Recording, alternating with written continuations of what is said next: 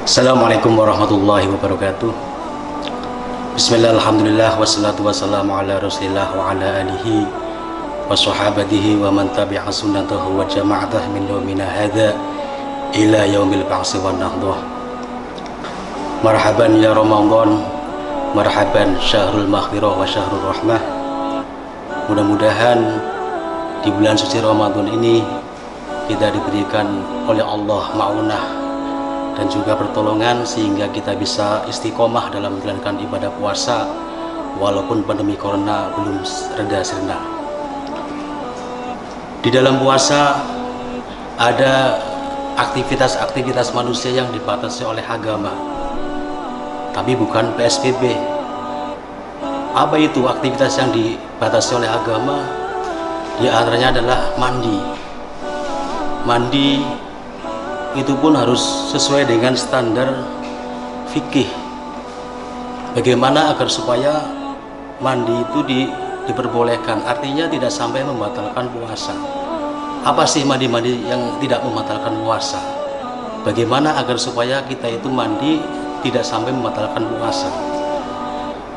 Sebelum kita mengarah ke permasalahan yang demikian, saya akan menjelaskan terlebih dahulu terkait dengan mandi. Mandi itu secara terminologi syar'i adalah saya naluhul ma' ala syai'in mutlaqun, ay sawa'un kana dzalika syai'u badan aw ghairahu wa sawa'un kana bi niyatin makhsusah. Dalam kitab Al-Bajuri, Syekh Ibrahim Al-Bajuri menjelaskan bahwa secara bahasa mandi itu adalah saya naluhul ma' ala syai'in mutlaqun, mengalirkan air ke seluruh benda secara mutlak, baik itu benda itu berupa tubuh manusia ataupun yang lain, wasawa'un kana biniyatin maksusoh, ataupun baik mandi itu diniati ataupun tidak. Kemudian mandi-mandi yang diwajibkan oleh agama diantaranya adalah mandi. Ada dua pemilahan mandi. Kalau dalam syariat agama ada mandi yang matlub, makturun bih, ada mandi yang ghairul matlub. Artinya apa? Mandi-mandi yang matlub adalah mandi-mandi yang dilegalkan oleh syariat agama. Contohnya adalah mandi wajib dan juga mandi sunnah. Al-huslu al-wajibah wal huslu al-mandub. Contoh mandi wajib contohnya apa? Contohnya adalah mandi iltiqaul khitain karena hubungan suami istri, kemudian mandi karena al-inzalul mani, mengeluarkan air mani, mandi karena mandi karena haid, nifas dan juga wiladah dan sebagainya. Sedangkan mandi-mandi yang disunahkan oleh agama jumlahnya ada 17 macam sebagaimana dalam kitab Syekh Sarah Ibnu Qasim, Syekh Abdul Muqti Muhammad Nawawi. Dan yang kedua adalah mandi yang ghairul matlub. Apa itu mandi yang ghairul matlub? Mandi yang tidak disyariatkan oleh agama. Mandi yang ketika dilakukan tidak sampai mendapatkan pahala. Itu namanya mandi yang ghairul matlub. Contohnya apa? Contohnya mandi litabarrud wa tanadhuf. Mandi karena tujuan untuk penyegaran badan, dan juga mandi karena untuk kesehatan, untuk kebersihan badan. Ini akan berdampak terhadap keabsahan puasa kita. Contoh misalkan mandi yang matlub. Ketika seorang berpuasa, kemudian dia ada kewajiban untuk mandi di siang hari, maka mandi wajib yang dilakukan oleh orang berpuasa itu tidak sampai membatalkan puasanya ketika ada air yang masuk ke dalam rongga tubuh manusia, tetapi dengan syarat tidak sampai mubalaghah, tidak berlebihan. Jadi mandi itu harus distandarkan secara adat manusia. Kalau kebiasaan manusia itu mandi antara 0 sampai 15 menit,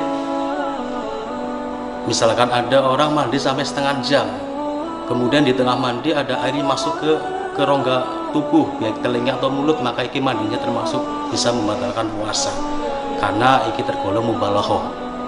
Berbeda ke mandi yang ghairul matlub.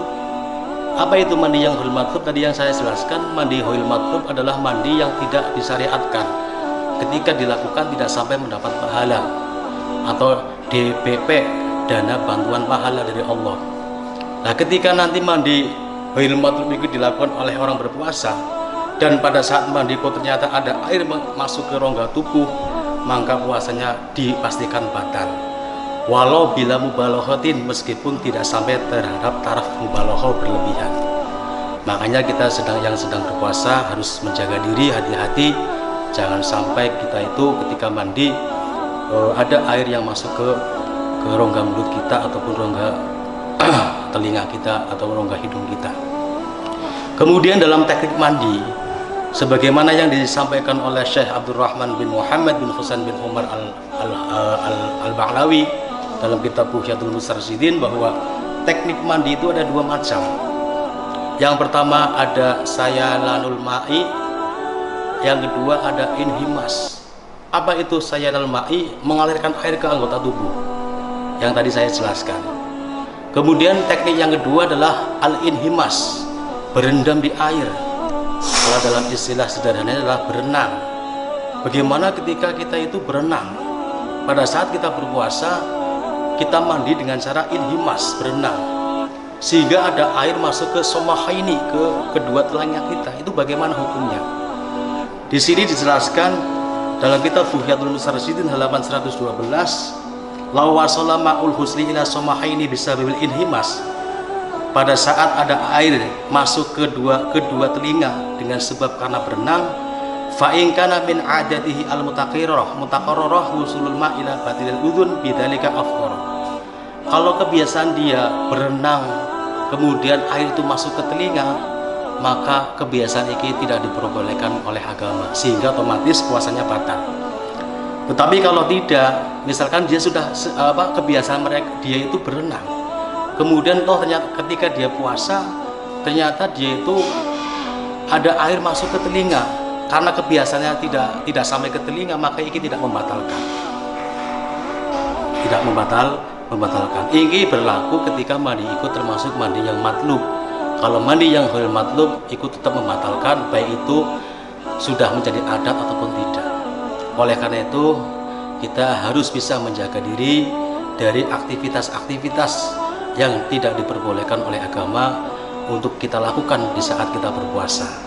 Sekali lagi, mudah-mudahan di masa pandemi corona ini kita senantiasa mendapatkan lindungan dari Allah Ta'ala, sehingga mudah-mudahan wabah corona segera sirna dan kita bisa menjalankan ibadah secara khusyuk. Amin amin ya rabbal alamin.